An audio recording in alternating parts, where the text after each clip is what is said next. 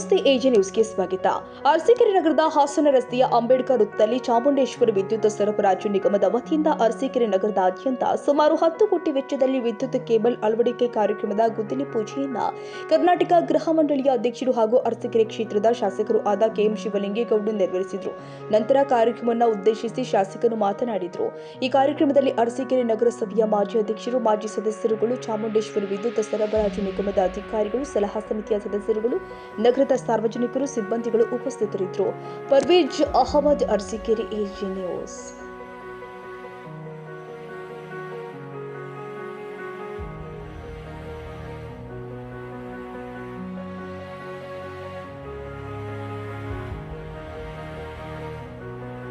ಕನ್ನಡಿಗರ ಮೆಚ್ಚಿನ ನಿಮ್ಮ ಎಜೆ 24/7 ನ್ಯೂಸ್ ಕನ್ನಡ ವಾಹಿನಿ ಇದೀಗ ಟಿವಿಯಲ್ಲಿ ಲಭ್ಯ. ವೇಳೆ ನೋಟಿಸ್ ಕೊಟ್ಟಿದ್ರೆ ವಾಪಸ್ ತಗೋತೀವಿ. ಇವತ್ತು ವಕ್ಫ್ ಪ್ರಾಪರ್ಟಿ ಅಂತೇಳಿ ಬರ್ತದೆ ಅಂತ ಹೇಳಿದ್ರೆ ರೈತರು ಬೀದಿಗೆ ಬಂದ್ರೆ ಏನ್ ಮಾಡ್ಬೇಕಾಗುತ್ತೆ? ಯಾರು ವೋಟ್ ಹಾಕಿಲ್ಲ ಅಂದ್ರೆ ಗ್ಯಾರಂಟಿನೆಲ್ಲ ಸ್ಟಾಪ್ ಮಾಡ್ಬಿಡ್ತೀವಿ.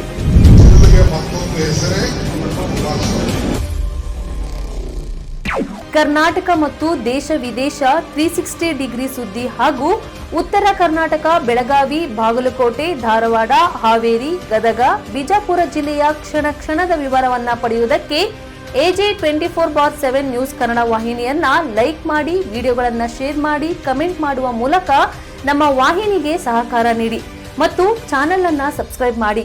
ಧನ್ಯವಾದಗಳು.